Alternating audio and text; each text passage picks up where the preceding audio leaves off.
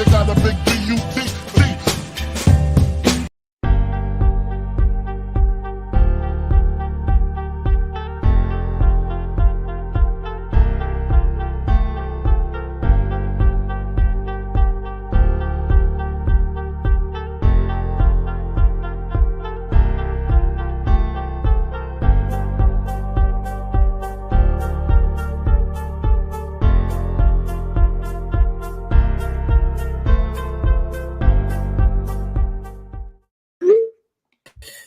What's good, everybody? What's happening?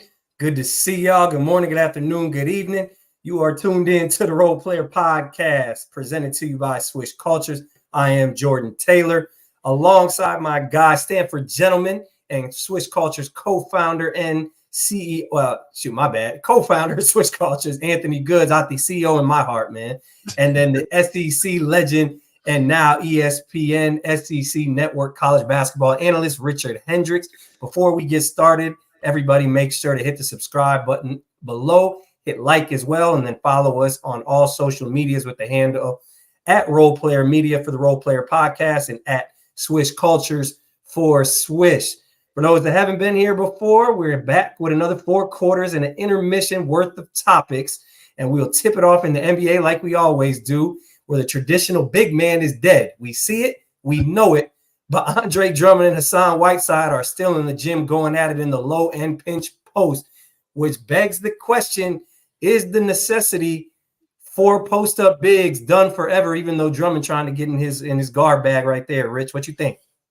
Hey, you know me as a former big, I hope it's not dead. You talk about two guys who have statistically for their career average double-doubles. Drummond, one of the better rebounds the game ever seen, and Hassan Whiteside, the shot blocking ability, his mobility as a finisher. I think there's definitely a need for them in the game, and I hate to see the big man go to the ways of the past, because these two guys, along with the future, have a lot in the tank.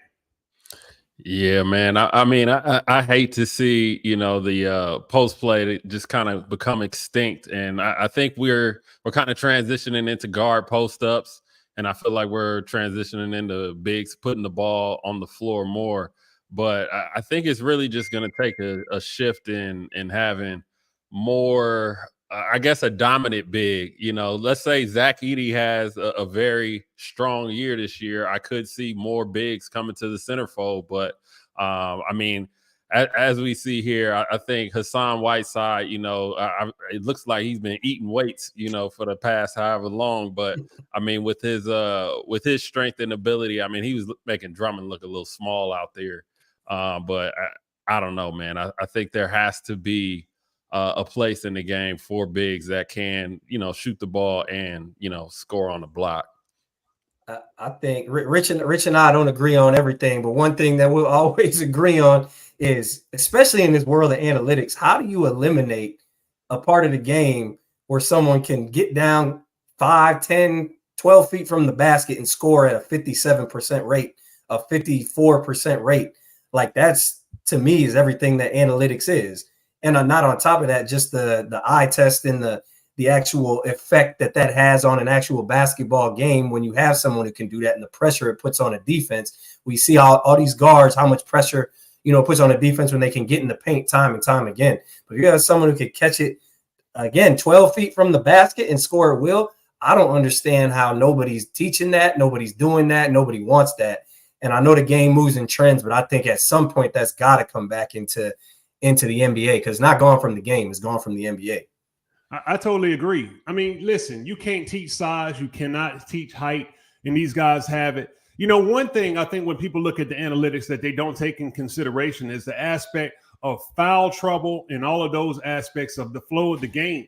You want to shoot threes and all of that stuff, but players don't hit threes when they're out of rhythm. And then when you can throw the ball into the post, slow up the game, and do things of that nature, you allow players to be able to change the complexity of the game. So it's so much that you can do with a quality big, and guys like Andre Drummond and Hassan Whiteside. It's sad for me to see them only playing pickup ball and not playing, really good positions on teams that are competing for contenders. The game has always been a big man game. You have quality bigs from the history of the game. Why not keep it that way? Yeah, I mean, I think the most important thing to think about here is just analytics, pace, and just the need to play up and down for a lot of these teams. I mean, when you look at a lot of these bigs, so like let's take a Drummond, or even like expectations with Zach Edey and some of these other monstrous bigs.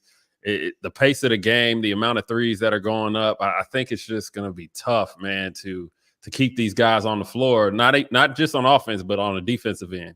Pick and rolls. I mean, there's more pick and rolls in today's game than ever before. And I believe I saw some stat, but I think over the last 20 years, the amount of 3-pointers has more than doubled per game across the league. So the game is just changed, and teams are trying to keep up with the pace, and I don't know. I just don't think it favors these brolic bigs anymore. I think it is still a big man's game though. Like it looks different. It looks different, but it's still a big man's game. You look at the last 5 MVPs are all 7-footers, right? Right. They're all 7-footers. They're all. I mean, it looks a little different, but Giannis is the best when he's playing 13 feet from the basket. When he's throwing it ahead, going to set quick screens, catching it in the pocket, playing another 13 feet from the basket. Jokic is obviously multi-talented, but I think the one thing that gets lost with Jokic is teams want him to shoot threes. Like that's when he's not weak at it. But when Jokic is shooting threes and he's 25 feet from the basket, you like, all right, you feel a little bit better about yourself. Although I know he's a great passer and all that, but if he's trying to score that far from the basket, I feel better about myself. I don't know what y'all think. And then Embiid, of course, is a beast in of himself. But I don't know what y'all think. I think the better question, or the bigger question to me is like, opportunity is everything, right? So if you give Hassan Whiteside 8-9 post touches a game, do you think he scores 5 or 6 times? That to me is the real question. If you give him that confidence, if you give him those reps, what you think, Goods? Yeah, I mean, I think he does score, especially in today's game, because I don't think bigs. I don't want to just say just the bigs. I don't think forwards either are used to guarding the post, as much as they were, in the past. So I think when you got somebody that has touch and can obviously put pressure on the rim down there, I think you will score the ball at a high rate. But again, I think it just comes down to pace and just the way people are trying to play. Like, think on the front office side, man, it's a lot of analytic gurus, and if the numbers favor a certain style of play, teams are going to move in that way because this is a multi-$100 million investment, and I don't think they're trying to risk it. Rich, what you think? Listen. I understand the investment, but I would think that wouldn't investment grow if you win? I mean, you mentioned the recent MVPs and Jokic and what he's been able to do in the game. This is a guy who's over 7 foot tall. He's like 285 pounds. He can post up. He can shoot. He can do so many things. But with that aspect, as well as a Joel Embiid, as well as a Giannis, how is that not growing the game financially? Is it just simply something from a matter of people wanting to watch the game and see these aesthetics of guards moving around with a shifty manner? To me, the team that's holding up the trophy at the end of the season should be the team that's probably going to get the most money. And if you look at what Jokic has done to the game globally, what Giannis has done, AD in his impact with LA, who recently won a championship, and even LeBron, who's transitioned a lot of his game, you got to look at him as a big, as he does a lot of post-up action when he has the switch. I mean, the game is still won within the paint. And on the college game and the pro game, I wouldn't abandon it if I was any GM. I think the answer to your question is people don't like basketball. Like they don't. I'm sorry. People don't love basketball and they don't like basketball. They like entertainment. I think that's probably one of the hardest pills to swallow as a player is when you find out that these people do not give a damn about anybody but LeBron James and Giannis Antetokounmpo, and like they don't like hoop like that. They like entertainment. Respectfully, I do too. I like movies. I like Marvel. You know what I'm saying? So I get it. People aren't interested in the nuances of the game. And I had a friend of mine, a football player, talk about how there's no coaching in the NBA. Like they just run up and down and shoot. And I was like, damn, like you, and he felt that in his heart. He said the NFL was all about, and I get it. The NBA is a great marketing machine, but they don't really touch on the nuances of the game. like that. So I just think people don't love basketball. But moving on, we know that the bigs are obviously they're dwindling. They're not as important, but sadly, guards are important. But one guard who does not have the same importance, it seems, as he did maybe a couple months ago is Trae Young. It's rumored his trade value is not as high as the Hawks would like. Why do y'all think that is when he's up for an extension? Listen, if you can't be a defensive two-way player, then I think you're definitely going to be a liability. Listen, we know he can shoot just as well as anyone. He can create and facilitate the ball. But when you talk about the high usage in which he plays, in which he has to be the man with the ball in his hands and doesn't really play off the ball as well, I believe when he was playing on the combo position, wasn't as effective as he can be as far as winning games. You got to have more to your game to be attractive in the free agent market. That would just be my take on why he's not getting the looks in other clubs that he would think. Yeah, and I think, if you look, historically, by historically, I mean this past summer, and you look at the trade, like whether they were going to trade Trae or trade DeJounte, I think that DeJounte got dealt because he has more size and length and on the defensive end, because if I'm New Orleans, am I going to trade for a Trae Young? And now I got Trae Young and I got Jose Alvarado, and you have no length in the backcourt. So, I think it's a difficult thing for Atlanta. I think Trae is going to have to play out of his mind this year. You know what I mean? Just to make sure he's able to get an extension number that he's comfortable with. And then hopefully if Atlanta does want to get off of the player, hopefully they'll be able to get something back. But I really don't know. But let's dip to the comment section. We got a comment on the topic, and JM Fulano says Trae Young needs a team full of defense, and I kind of agree with this. I think you do need length around him when you have Trae Young on the court. So I think the next question here is if Trae Young does get dealt, where's a good fit for him?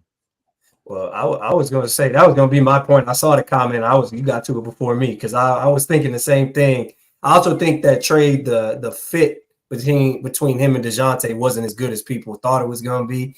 I ain't going to be an I told you so guy, but I was one of them. I told y'all. I didn't think that was ever really that great of a fit. I think he needs more. I know DeJounte is a defensive player, but I feel like Trae needs a better. I don't want to say DeJounte is a bad combo, but I just feel like DeJounte is not a good combo where I feel like he needs a guard who can guard, but also be as equally yoked as he is in terms of being able to shoot it, score it, and you got to take turns. It's kind of he needs a Dame Lillard, CJ McCollum type of fit, I think, to really shine. Not saying that's going to win, but that being said, to answer your question, I don't know where that is. I don't have a good answer for you. We I like him in New York. We got a good answer. Hey, my man, E-Man just chimed in and said the Spurs would be a great fit. And I agree. Let me tell you why. The Spurs got a lot of length over there. You got Victor Wembanyama, who's obviously one of the tallest and longest in regards to arm wingspan and all that other stuff. I think he's mobile. I think you got Vassell. You got a lot of long wings. Vassell would have been gone. Vassell would have been up out of there. They getting Vassell's because they ain't keeping Vassell and trading for Trae Young. But I'm just saying. I think that I think the Spurs have a lot of length, and I think that would benefit having a smaller guard. I felt like the Spurs in this previous draft should have kept Dillingham and not dealt him. I think the Spurs or Minnesota, because they have size on the wing and up front, I think they would have been a good fit for having a smaller guard in the backcourt. I think Trae would have ran into similar problems with Castle up there if they plan on playing him, and then you got to get Trae Jones some minutes. So I agree with what you're saying in terms of on like with Wemby, him and Wemby fit, but I don't know with all the other pieces, depending on who would have got shipped between Vassell and Keldon Johnson, who knows? But I think he would have ran into some of the similar problems. And Trae needs a rim runner. Trae needs a 5-man. Wemby is a rim runner. I'm not saying he's not, but that's not what Wemby's doing. Like Capella is one of them dudes that's going to do that. And I think he needs moving Wemby over to the 4. I think would have been a great move if they had Trae Young and then go get a rim running 5. But I don't know. We got a first timer though, real quick. Only Morale, first time tuning into the show. He says Trae Young ain't going nowhere. So we'll let him be the judge of that. He'll have the final word on that. Rich, you got anything to add on that before we move on? No, man, I definitely think that Trae definitely is going to have to just add more to his game. I mean, it's just one of those things. You're at a point, you did lead your team to an Eastern Conference final. We do think your game is what it is, but players do evolve. And if you want to make the impact you want as a player with his ability, he's going to have to be the one to make the adjustment because the league is showing that they're not going to do as such. So only morale, my bad. Rich got the last word. You were second to last. So let's move on to the second quarter, man. We going overseas with the topics now. A lot of NBA there. We're going to start with a former NBAer and a newly crowned overseas EuroLeague champion, Mr. Kendrick Nunn, who had a crazy year over there in Greece, man. Went crazy in Panathinaikos. Seemed like, honestly, in the league, he's one of those people who they were talking bad on him. He came back and said, look, I can do this. I do this. And went crazy. And now crazy expectations for him. Got a big game September 21st against Partizan. What are y'all thinking of his expectations and where do you expect Pana to fall this year? Man, I think Kendrick's gonna I think he's found his rhythm. I always felt like his game would fit seamlessly overseas. I mean, he scores in straight lines. He's not really like an east to west player. He gets downhill, he shoots a floater. He's a good enough passer to the point where you can't just trap on balls and things of that nature, and he shoots the ball well from three, off the dribble and off the catch. So I think Kendrick's going to have success. I think, Pana's got a lot more firepower now, and I think that, it's going to be interesting to see Pana and how the season plays out. I mean, I think with any team, any league, any season, it's going to come down to everybody staying healthy, but I don't see Kendrick falling off at all. As I just saw him in this run last week, he just scores the ball easily. There's no wasted movement in his game. Yeah, and he doesn't waste anything, but in the confidence that they got to have coming and winning the EuroLeague. Everybody's going to be gunning for him, but this is a powerhouse program that's used to winning. They got a fan base that makes it very hard for you to win in Oaxaca. And Kendrick Nunn's got to have the confidence that he's going to try to go and have a repeat. So I look for him to be on another tear. He has the game, as you mentioned. He scores so smoothly when he's in the game, effortless type style, big-time player. So Panathinaikos is going to have a target on their back this year. I thought they kind of snuck that title last year and got it going at the right time. But with the confidence they have, with the newly acquired players, they're going to be fun to watch. Yeah, I think I agree with you. They snuck the title, but that is the beauty of the EuroLeague. The Final Four, one game wins it all. Like, I don't think you can come away necessarily saying you're the best team in that format. It's a bit fluky. However, for the fan, I think that's ultimate entertainment for the fans. And you see it with March Madness. March Madness is probably the worst way to crown a champion if you're looking for the best team. However, probably the best way for the fans and just, I think for the players too. You got to be on your toes, no missteps, but similar to NFL. Well, good, you touched down those. He doesn't play east to west. Who plays east to west? I think that gets lost now. Who plays east to west? And real quick, we got to shout out JM Falano. He's been here all show. Says, I'm not surprised Kendrick Nunn did well out there. But who plays east to west and has success now? Really has success. I'm not talking about just gets buckets, but impacts the game. Mike James. I think Mike James plays east to west. I think he plays east to west. I mean, he does. Obviously, he gets downhill, plays north to south. But I mean, the ball does stop, and he's shifting you. I mean, he's walking you down half of the time. I think he does a great job balancing his east to west. But I just don't think. I think Mike James is probably the most elite in regards to playing east to west in Europe. He just has that ability and the freedom, to just put the ball on the string. But I think traditionally EuroLeague coaches are not looking for that. So you do have a lot of north-south players. I think Lorenzo Brown plays a lot east to west as well. He's very shifty, and he's going to keep you laterally. He has the ball on the string. And I think he does play a little east to west offensively. But I mean, you don't agree? Not on Lorenzo. I don't think he. I know he shifts you. He shifts you, but he doesn't. Mike plays east to west to get to a spot, which is impressive. He's probably. I don't know anybody in the world that really, with his runaway threes and all that. But Lorenzo, he shifts you. Out the post. Goes to the fade post out in the too. post. Yeah. He's got everything in his game. But guard. Lorenzo, as a small guard, Lorenzo shifts you, but then he gets to a spot and gets downhill. So I wouldn't say, I don't think that's necessarily east to west just because you shift somebody.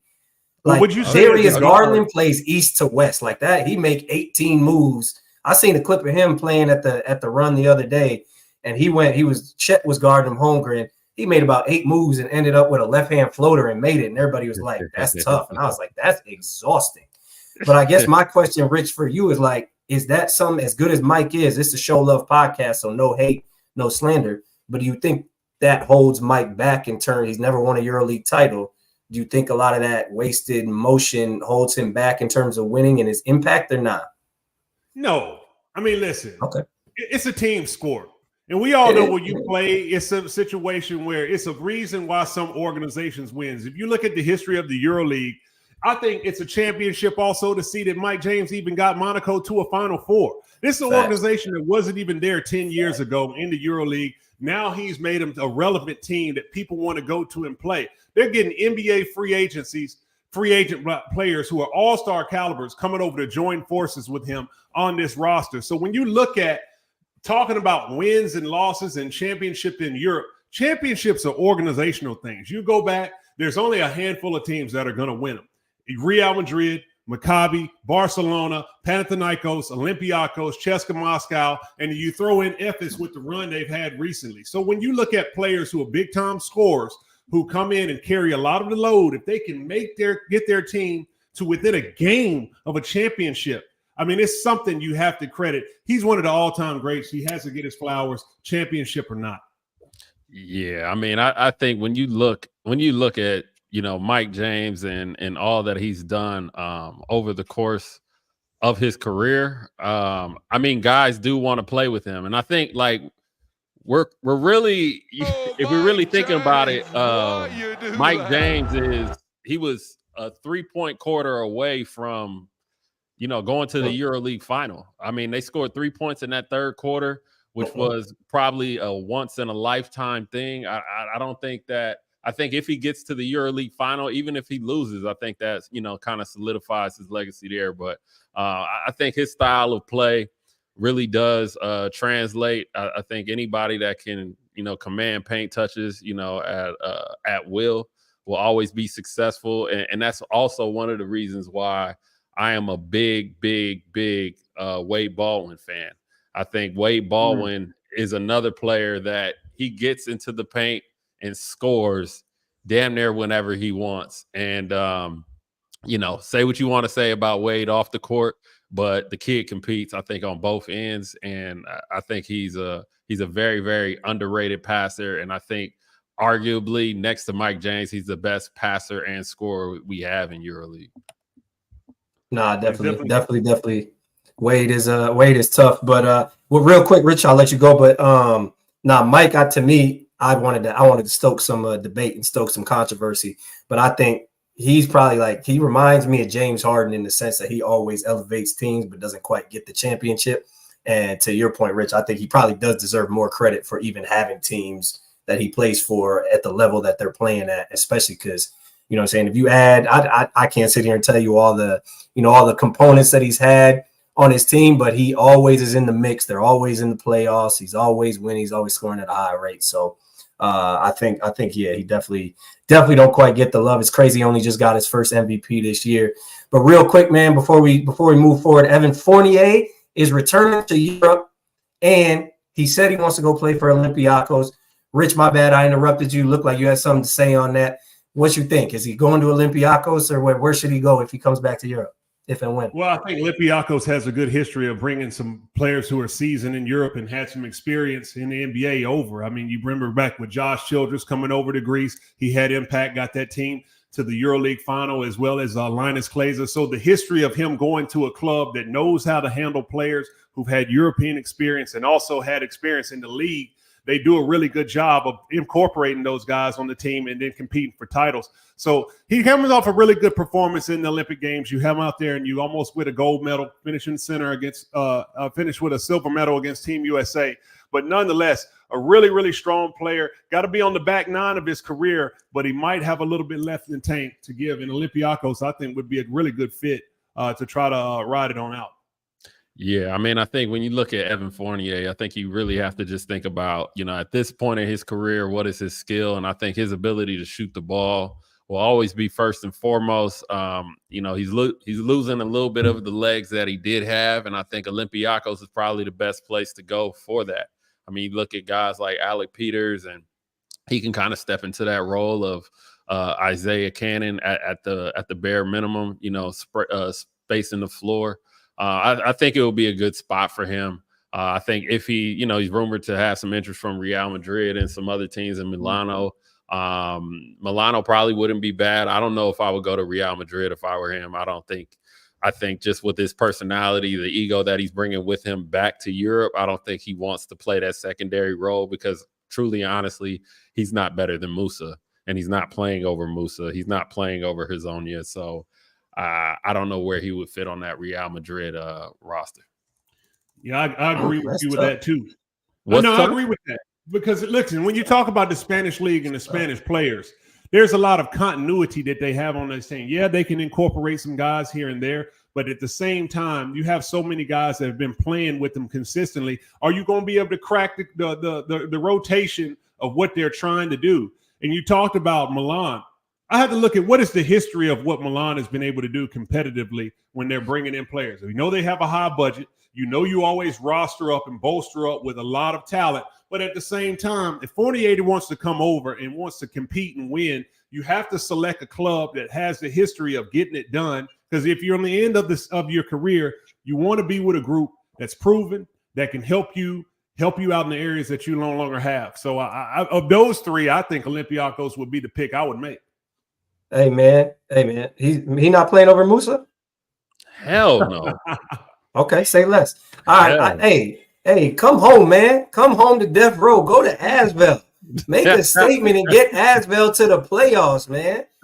Evan Fournier, you from France. You already probably a legend in France. You done your thing. You a great NBA player. He's another one of those dudes to me where I'm not going to say he might not be in that Goran Dragic atmosphere. Maybe he's not. But he is a really, really underrated international guy, I think, all time. I would love to see him go to Asvel, go over there with Nando, go over there with TP, and try and get them dudes to the playoffs, man. That I think I just want to see one of these NBA guys go make it. Don't go join the winning team, man. Stop joining. Stop front running like that. Go join the dudes at the bottom, the 16th place dudes, and get to the playoffs, and then do your you know what I'm saying? Do your Bron dance, man. No.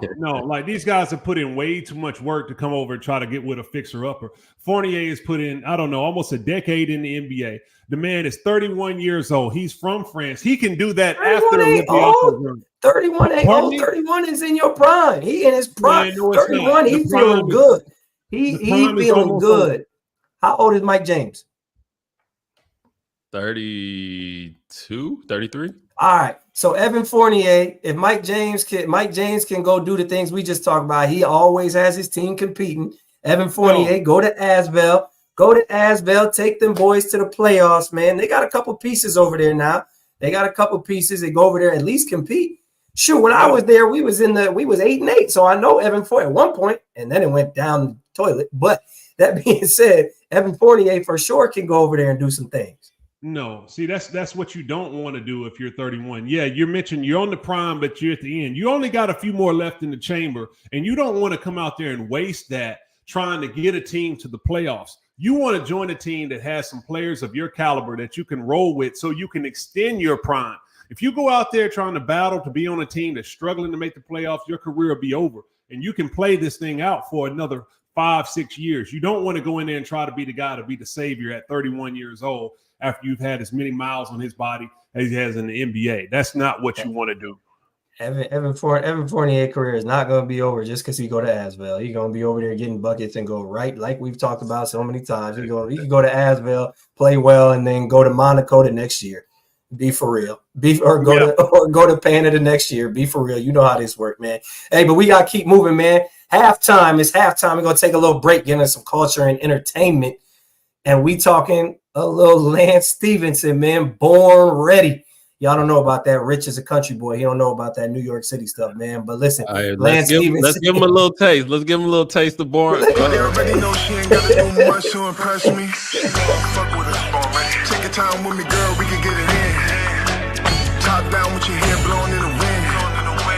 Back shots down, Julio with your friends. TikTok with me, girl. We can set trends. Hips, lips popping, girl. You sexy. Might just take a shot because she's sexy. Always in the topic because she's sexy. Hey, ready, hey, there it is. I'm all for it, Jay. He's doing his thing, and you know what? What? Listen, he's doing his thing. Huh? He could be You doing supporting it? You supporting it? Listen, hey, listen. Go ahead, Jay. What you got? No, my bad. I was just gonna say only morale is not rolling, man. Only that's what I thought. That's what I thought your response was gonna be right there, man. I thought it was gonna be that. But go ahead, Rich. I'm shocked.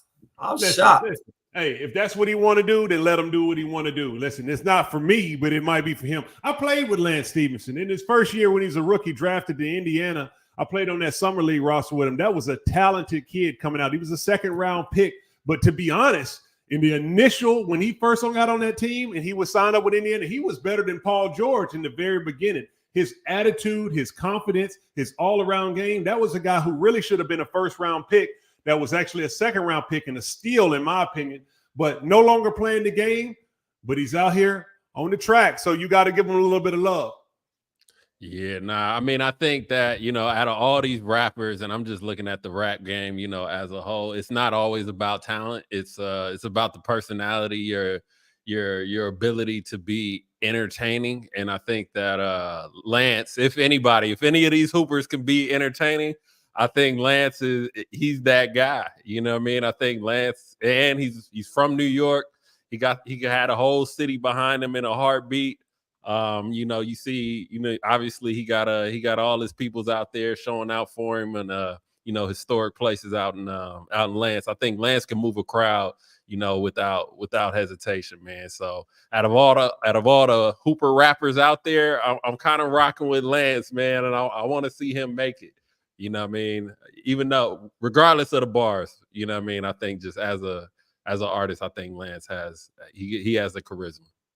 Hey, you know I'm here for entertainment. Y'all, Rich know that good. You know that I'm here for all the entertainment, so I'm with it. I hope he makes it too, man. I might go to his concert. I ain't even bullshitting. I might show up at Lance Stephenson concert if it's a good time. Why not, man?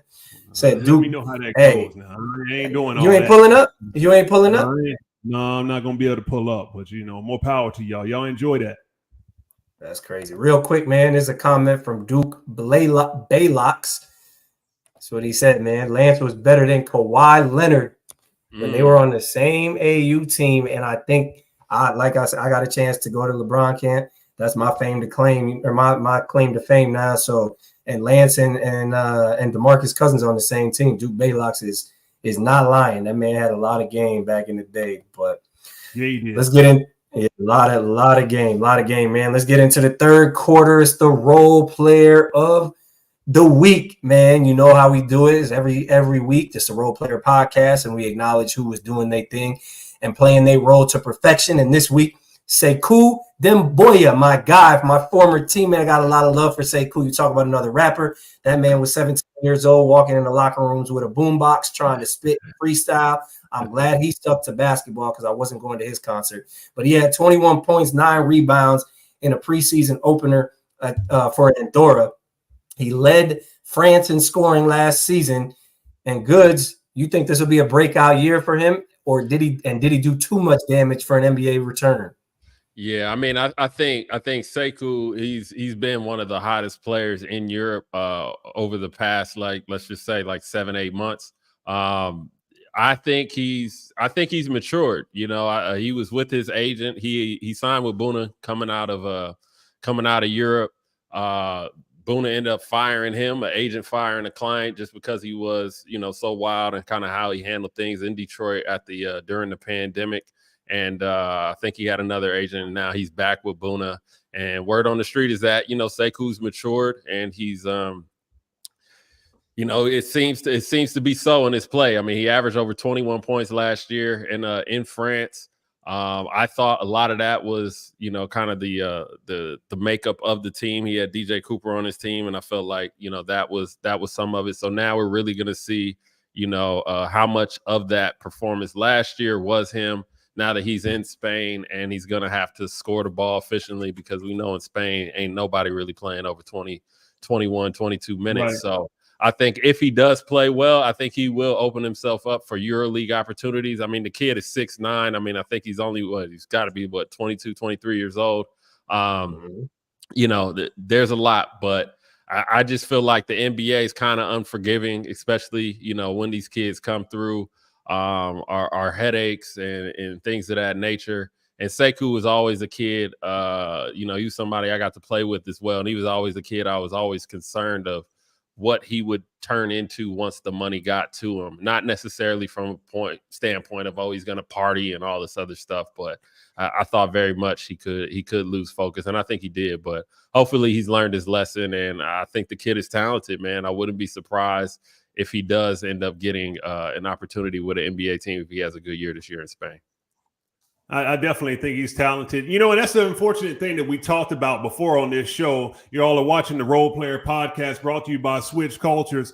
And we've talked about several of topics about how players oftentimes mature and become much better players, and the NBA should take older, more seasoned guys. I played against Sekou when he was in France. So he was playing for Limoges. You talk about a guy, as you mentioned, 6'9", solid body, so versatile, but he just seemed to catch the wave to come into the NBA at too young of an age. Listen, most people develop younger when it comes to maturity. And if he had an opportunity now to go play in the NBA, you would probably see a totally different player.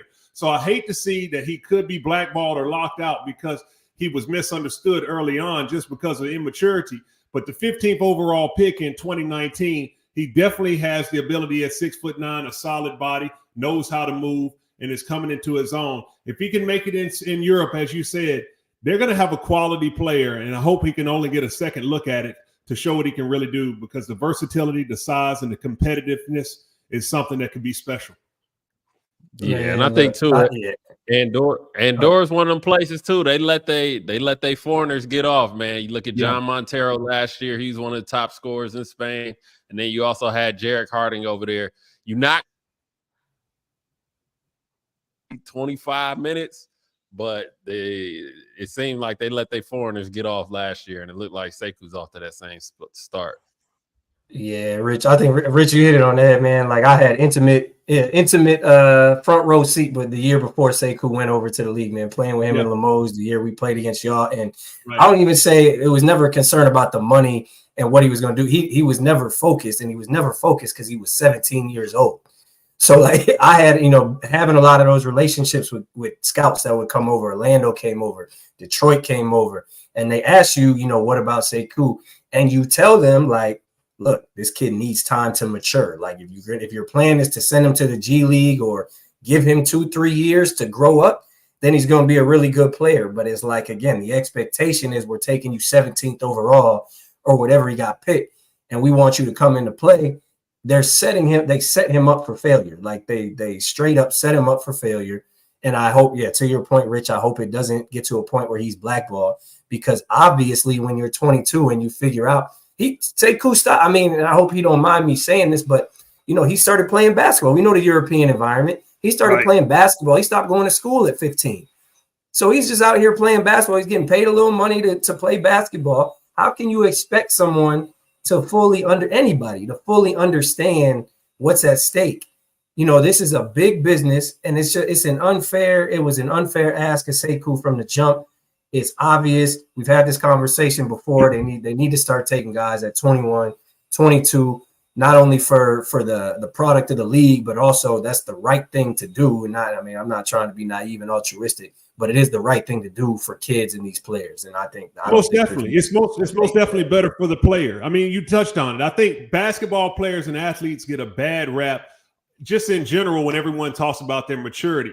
You told me a 15-year-old that you give some money and give them an opportunity and see how well they do professionally on any job. I don't care what the job is, basketball or doing anything, and we'll see a how 21-year-old, a 21-year-old even. Like, it's crazy. You know, where there's a lack of grace, I think a lot of his situation, albeit you can put it on that kid, but you're asking him to grow up tremendously at 17 years old. A lot of the onus needs to be on organizations of doing their due diligence and making sure that the guy is ready when they're ready for him to come in and contribute to their team.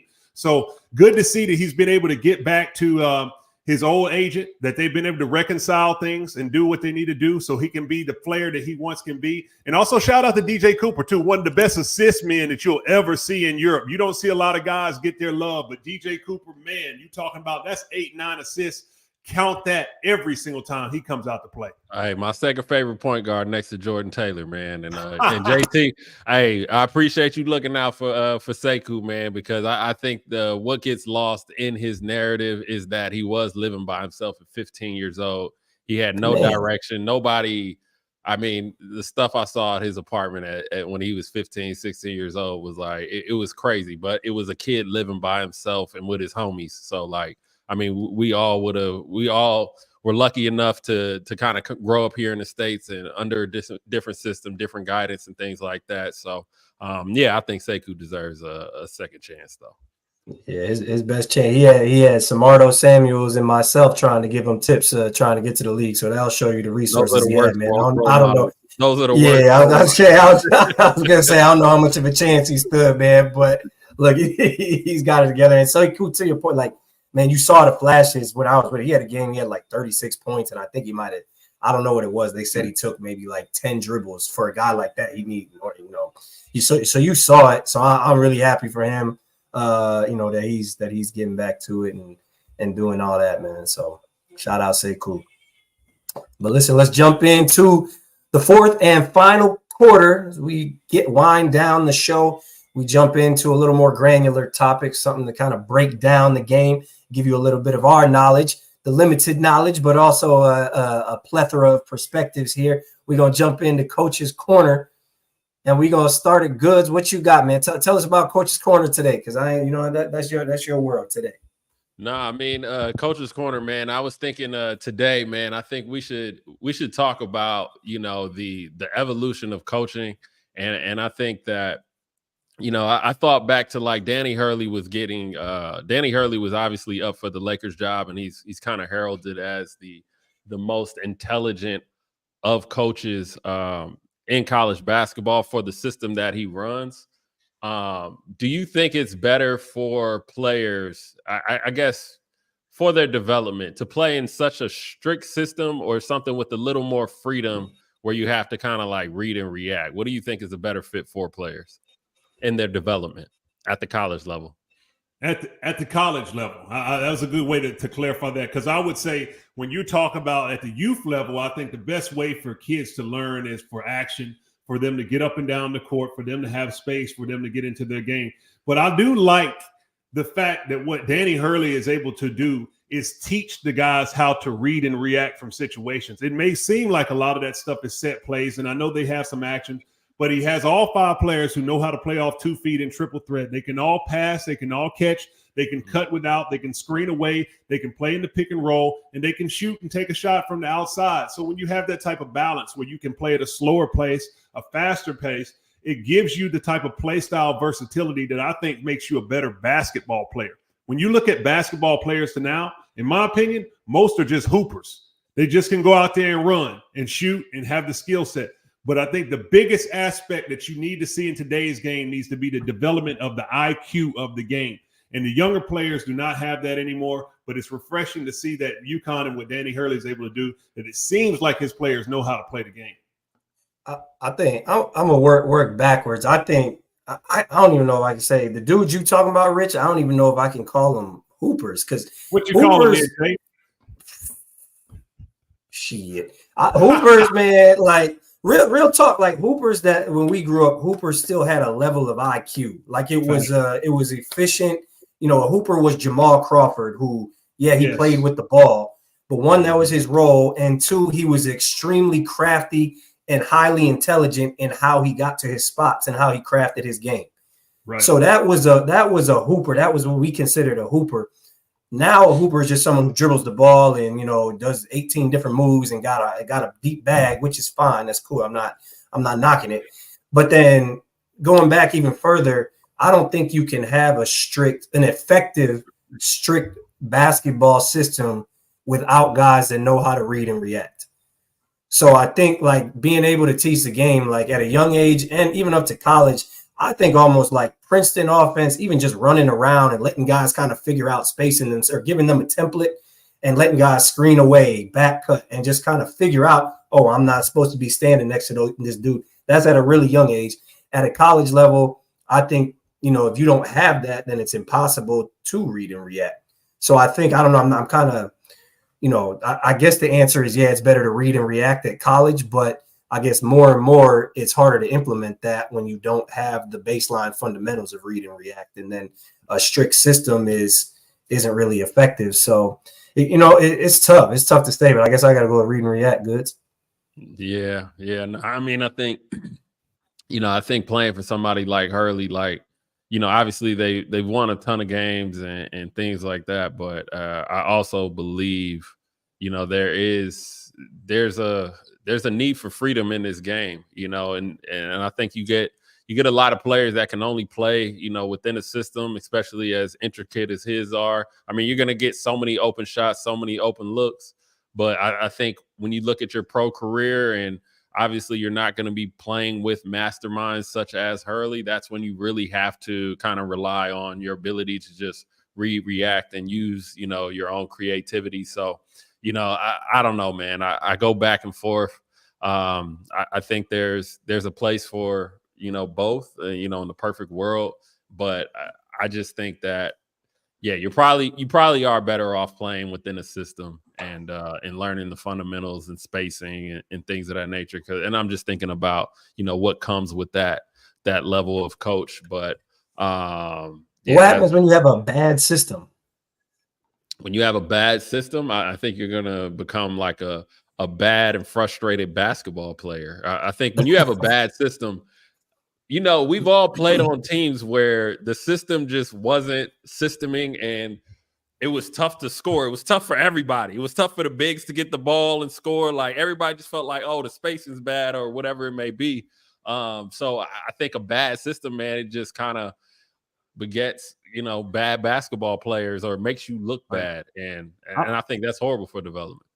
I will say this from a development tip. When you look at so many of the styles of play, we talked about UConn and what Danny Hurley does, and it seems he can slow it down. They can move the ball around with several passes and spaces. But if you take a look at the way that the players are playing now in transition, more guard heavy, if you look at what Nate Oates is doing at the University of Alabama, got his team to a Final Four this past year. He's won 2 SEC championships in the last 3 years. And what he's been able to do, it is also a way that you can play fast and with structure. So it's not also a matter of just saying that slow down the game and read the game is something about playing at a slower pace. You can play at a high pace of basketball, but make the proper reads and reacting when it comes to it. The thing that I look at, if you go back to the youth game and we touched on it, I hate to see when I watch 6-year-olds, 7-year-olds, even 8-year-olds and even older playing basketball, and the coach is running a pick and roll where there's one player on the court who can dribble the basketball.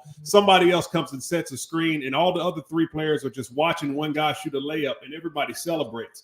It starts at that level of the game. If I had a challenge to young coaches who were coaching, teach the other aspects of the game: passing, cutting, screening away, moving without the basketball, playing in space, knowing when to shoot, knowing when to cut. Because when you just give the ball to one player and let them quarterback the situation, the development of every other player on the team is stymied, and they cannot reach the full potential. And the game is worse when you get to older levels and you have to compete against players who know how to play the team game. Yeah, I would just touch on too. Yeah, the biggest thing I take away from that is you can play in half court, but pace is you don't play just because you play in half court doesn't mean that you're moving slow. Like I think the Spurs mid 2000, like when TP was really coming alive, the 2011, 12, 13 Spurs, when they went away from the low post Tim Duncan, and they weren't really playing. They weren't playing super fast in terms of getting it off the rim and in transition, but they were getting into their sets fast. They hit that wing fast. TP was busting through the lane on a cut. It was swing, come out the other side, empty ball screen. And I think people got to go back to that. Like, to me, that was that. And I don't want to sound too old, but that was masterclass basketball, the way that Greg Popovich carved up that Heat defense. Like, that Heat defense was no slouch. They had a lot of good defenders. And the way the ball was moving, people called it European. To me, it wasn't really like a European thing. That was American basketball. It just had pace. So I think people sometimes, and kind of on a tangent, but sometimes get conflate, ball movement with European, and that's not it. I think there's a lot of good teams. I think Steve Clifford in Charlotte actually does a good job at moving the ball and moving bodies, even though their team is not very good. And he made it known that it was because of the talent, not the system. But that's neither here nor there. But yeah, I think that's a great point. Well, you have to play with that style of plays. I think the thing with teaching the kids is the aspect that you want them to make reads quickly within the game. As you touched on, it's not about the timing and the speed. It's how quickly can you watch it. Those Spurs teams did all of the actions that we're talking about. They had the pace, but everybody had a high IQ. You talk about Tim Duncan, Ginobili, Parkley, Boris Diaw coming in and playing a significant role on those teams. Tiago Splitter, who didn't have the athleticism of other top-level centers in the game, but when you play faster in the mind, that makes you faster in the feet. So it's that aspect that people have to understand of how to teach the game, and that's where I hate that the direction of the game is going. You don't have the teachers in the game of basketball like you used to. Well, you don't have the teachers in the media either. I think that's one of the biggest issues. You don't have teachers in the. You remember Rich? Goods. Rich is an announcer aficionado. We used to sit in the locker room and he busting out into his Marv Albert voice, like busting out into his yes, put it on the board, 1990s. But to that point, like when we used to watch games, like. You could go to or watch a game on TV and they're discussing the nuances of the game. And you're learning something in the process of watching the game. You're learning something in the post-game show and the halftime show, where now Stephen A. Smith is telling you what basketball is, and he's yelling at the mic with shout out Stephen A. Smith, man. He's a ultimate capitalist because he's trying to do the same thing in politics now, which is crazy. Again, I don't want to go on too many tangents, but I think the issue is that there's not teaching in the media. Because the NBA has the same principles, the 0.5 goods, that, the 0.5 second, get the ball moving. There's a lot of nuance to the NBA game and the way they attack people, but it just doesn't get highlighted. And I think that's really part of the biggest issue. Yeah, absolutely. Absolutely. I mean, you got to get back to the building blocks and the education of how you're doing things. And I think with the AAU program and how things are with youth basketball, there are a lot of skips that are being skipped in the development of it. And just quite frankly, it might be a little bit of our society, as you touched on, Jay, that we're not getting back to the fundamentals of teaching every single step because it was a reason. It was some values to all of those things. And we need to make sure that we have all of that stuff, when it comes to the game. But absolutely, the Coach's Corner, and you guys, you're making sure you're tuning in right now to the live stream of the Role Player Podcast brought to you by Switch Cultures. I'm Richard Hendrix alongside Anthony Goods and Jordan Taylor, and we're moving right along in our fourth quarter as we get ready to talk about it, as we have another quote here coming from Blackavelli Gaming, one of the best shows out. Can get a lot out of it. Appreciate you, Blackavelli Gaming. Keep tuning in. We'll have to have you on the show. Make sure you like and subscribe to the podcast, the Role Player Podcast, brought to you by Swiss Cultures. All right, and then to close out, as always, we got paycheck, rain check. Somebody's paycheck is taking a rain check, and today's focus will be my man from Brazil, Bruno Caboclo. We've been going back and forth on Bruno the last few weeks. Bruno's been he obviously made a lot of noise over the past couple years. Had a really good season at Ulm. Went from Ulm, tried to get back into the league, didn't happen. He was a guy, of course, everybody knows was 2 years away from being 2 years away, as quoted by Fran Fraschilla. But he came back to Partizan, had a so-so year in Partizan, had a good performance in the Olympics. And he just recently signed a 2-year, $2.5 million deal with Hapoel Tel Aviv out in Israel. And I think the important thing to note here is, from what I heard from my sources, he had a hold on one second. From my sources, he had a deal for $800,000 with Maccabi in the beginning of the summer, and now he just signed for $2.5 million with Hapoel by waiting out. And obviously, he had a workout with the Warriors last week. So it was a gamble. I think it ended up paying off for him.